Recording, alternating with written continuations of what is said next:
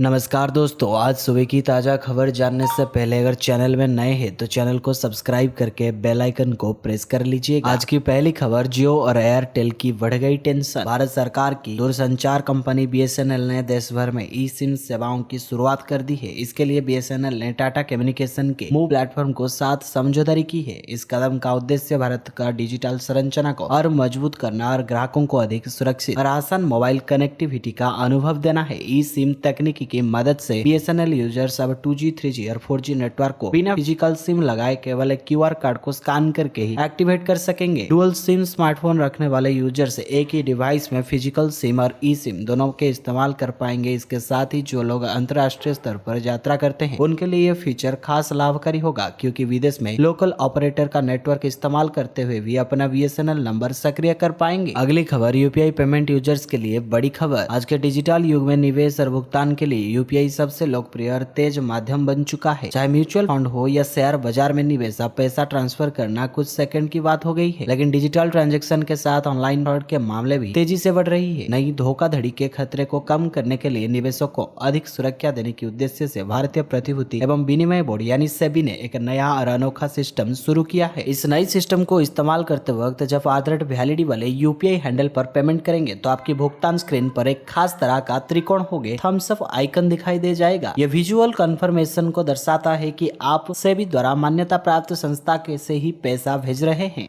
अगली खबर, सीएम नीतीश की बड़ी घोषणा। बिहार के मुख्यमंत्री नीतीश कुमार ने एक बार फिर प्रदेशवासियों को बड़ा तोहफा दिया है। दुर्गा पूजा के शुभ अवसर पर उन्होंने ऐलान किया है कि राज्य के 534 प्रखंडों में आधुनिक सब्जी केंद्रों की स्थापना की जाएगी। यह योजना सिर्फ एक कृषि सुधार नहीं बल्कि रोजगार, पोषण और ग्रामीण विकास की दिशा में एक बहुआयामी पहल है। इस योजना के जरिए न केवल शहरी उपभोक्ताओं को ताजी, शुद्ध और सस्ती सब्जियां आसानी से मिलेगी, बल्कि किसानों और ग्रामीण युवाओं के लिए भी रोजगार और आय का नए स्तर खुलेंगे। मुख्यमंत्री नीतीश कुमार की इस पहल के तहत प्रत्येक प्रखंड में एक अत्याधुनिक सब्जी केंद्र विकसित किया जाएगा, जिसमें निम्नलिखित सुविधाएं मिलेंगी, जैसे कि यहाँ कोल्ड स्टोरेज और भंडारण की आधुनिक व्यवस्था होगी, जिससे फसल की बर्बादी रुकेगी। प्रसंस्करण को और पैकेजिंग के लिए बेसिक सुविधाएं, जिससे स्थानीय उत्पादों का मूल्य बढ़ेगा। तकनीकी प्रशिक्षण केंद्र, जहाँ किसानों को आधुनिक कृषि तरीकों की और उन्नत किस्मों की जानकारी दी जाएगी। अगली खबर, दिल्ली सरकार को मिलेगा 100 करोड़ रुपए की अतिरिक्त पर्यावरण शुल्क। सुप्रीम कोर्ट के आदेश के बाद दिल्ली सरकार के पर्यावरण विभाग को पर्यावरण शुल्क के नाम पर प्रतिवर्ष करीब 100 करोड़ रुपए अतिरिक्त राजस्व प्राप्त होगा। अभी तक प्रतिवर्ष करीब 120 करोड़ रुपए राजस्व मिलता है। इसके अलावा इस आदेश से एमसीडी को भी बड़ी राहत मिलेगी। उससे अब सामान लेकर आने वाले व्यावसायिक वाहनों की जांच नहीं करनी पड़ेगी और ऐसे वाहन चालकों के साथ होने वाली कहा-सुनी का या विवाद का स्थिति भी खत्म होगी। सुप्रीम कोर्ट ने बुधवार को 2015 से लागू उस छूट को समाप्त कर दिया, जिसके तहत आवश्यक वस्तुएं ढोने वाले व्यावसायिक वाहन पर्यावरण शुल्क से मुक्त थे। अब सब्जी, फल, दूध, अनाज, अंडे, पोल्ट्री उत्पाद, बर्फ और नमक ले जाने वाले वाहनों को भी शुल्क के दायरे में आएंगे। अगली खबर, आधार अपडेट कराना हुआ महंगा। अपडेट करना है तो आधार कार्ड अब महंगा हो गया है। महंगा नहीं बल्कि काफी महंगा। कुछ अपडेट पर तो 700 रुपए तक का अदा करने होंगे। आधार कार्ड के प्रबंधन ने लिखने वाली संस्था unity identification authority of India के मुताबिक ये नए चार्जेस 30 सितंबर 2028 तक लागू रहेंगे। इसके बाद अक्टूबर 2028 में इनकी दोबारा समीक्षा होगी। UIDAI के मुताबिक अब आधार धारकों को डेमोग्राफिक और बायोमेट्रिक अपडेट पर ज्यादा खर्च करना होगा। माने नाम, पता, जन्म तिथि, मोबाइल नंबर या ईमेल से लेकर फिंगरप्रिंट अपडेट करने पर पहले से ज्यादा पैसा देना होगा। डेमोग्राफिक अपडेट बने नाम, पता, जन्म की तारीख, मोबाइल नंबर या ईमेल अपडेट करवाने पर 75 रुपए देना होंगे। पहले इसके लिए 50 रुपए की फीस लगती थी। अगर यह अपडेट बायोमेट्रिक अपडेट के साथ किया जाता है तो कोई अतिरिक्त शुल्क नहीं लगेगा। बायोमेट्रिक अपडेट बोले तो फिंगरप्रिंट से लेकर आंखों का स्कैन और फोटो बदलाने पर अब 125 रुपए देने होंगे। आधार पर सेंटर पर जाकर कागज पत्री वाली अपडेट करवाया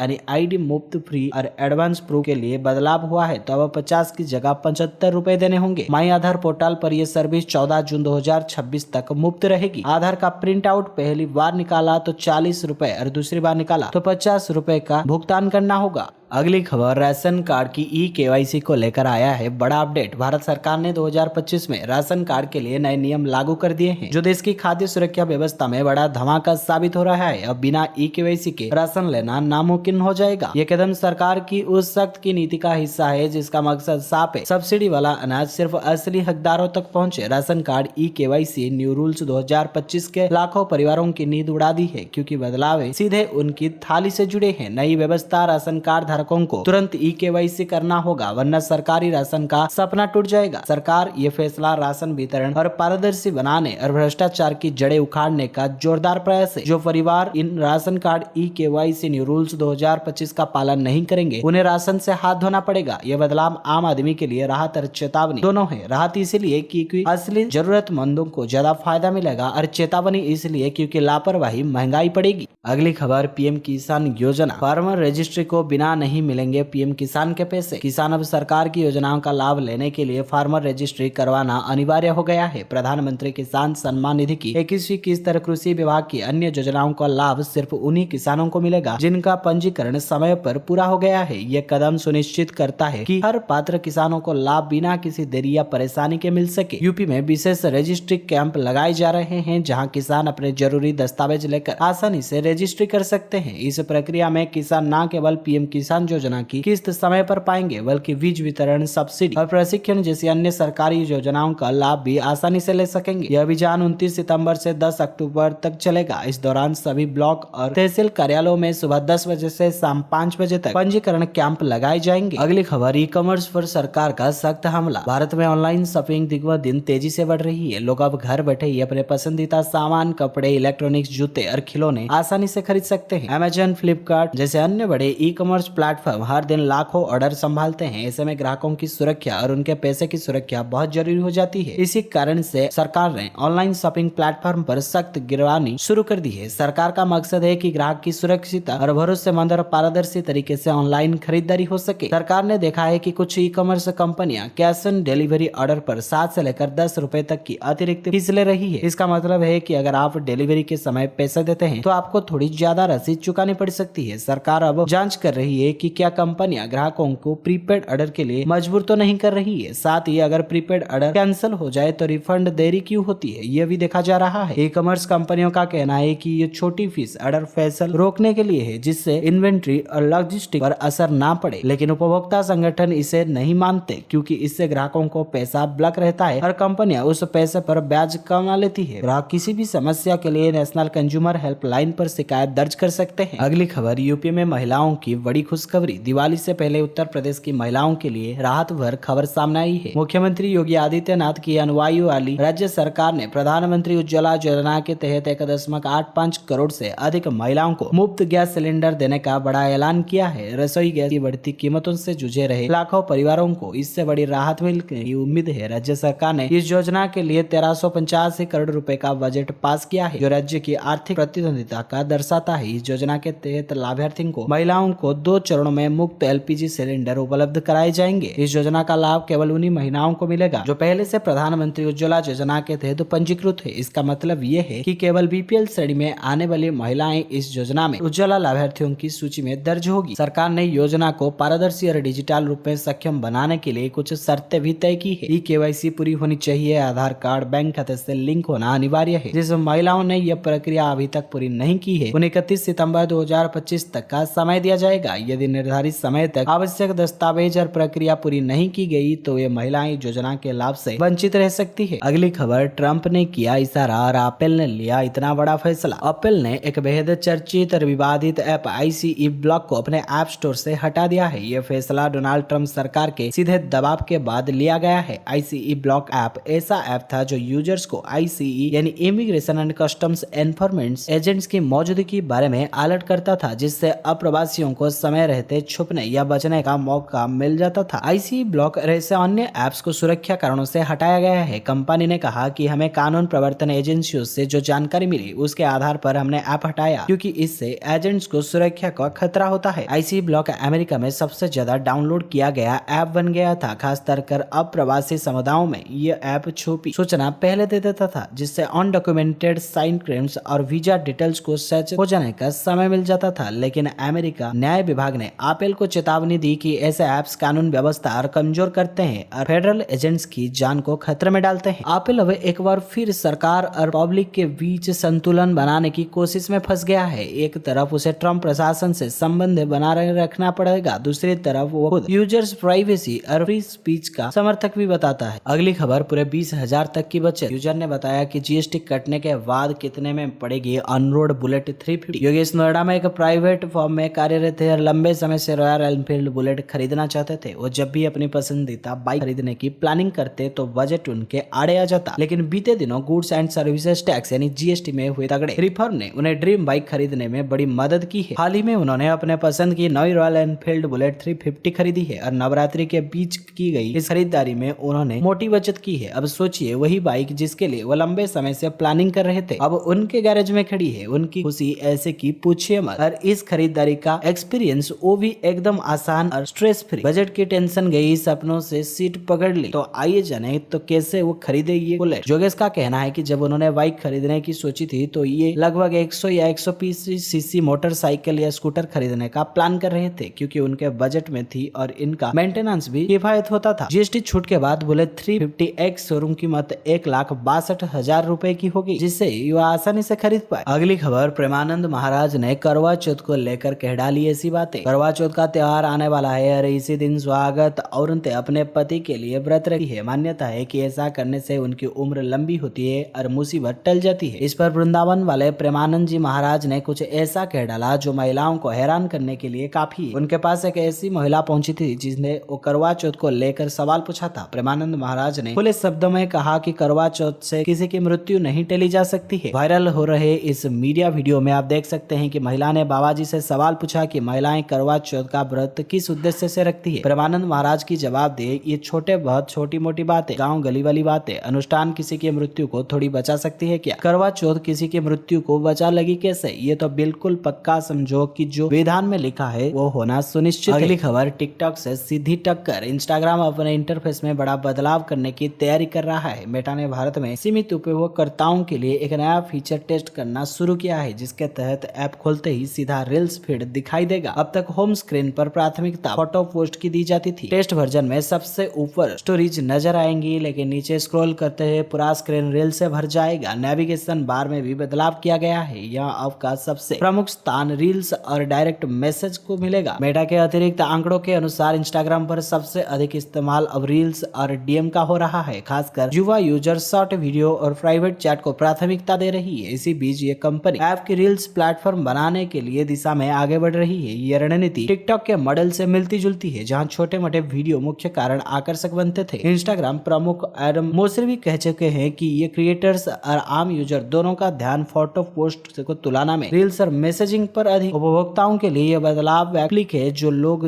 नया अनुभव अपना नहीं चाहते वो पुराने लेआउट का इस्तेमाल जारी रख सकते हैं। अगली खबर, LIC सरल पेंशन। LIC का शानदार प्लान, एक बार निवेश करें और हर महीने मिलेगा 12,000 रुपए का पेंशन। LIC सरल पेंशन योजना में निवेश करने पर आपको हर महीने 12,000 रुपए की पेंशन मिलेगी। यह योजना LIC द्वारा संचालित है। इस योजना में निवेश सुरक्षित रहेगा। LIC के सरल पेंशन योजना में आपको केवल एक बार निवेश करना होगा, उसके बाद आपको पेंशन मिलेगी। इस योजना में 40 वर्ष से अधिक आयु के उम्मीदवार निवेश कर सकते हैं। इस योजना में आपको 3 महीने के लिए 3,000 रुपए और 6 महीने के लिए 6,000 रुपए की एन्युटी खरीदनी होगी। यानी आपको हर महीने 1,000 रुपए की एन्युटी खरीदनी होगी। आपको सालाना 12,000 रुपए की एन्युटी खरीदनी होगी। LIC की इस योजना में आपको केवल एक बार प्रीमियम देना होता है। आप इस योजना को कितने भी राशि पर निवेश कर सकते हैं। अगर आप इस योजना में 30 लाख रुपए की निवेश करते हैं तो आपको अच्छा खासा रिटर्न मिलेगा। आपको हर महीने 12,388 रुपए की पेंशन भी मिलेगी। अगली खबर, EMI न चुकाए तो मोबाइल टीवी होगा लॉक। भारतीय रिजर्व बैंक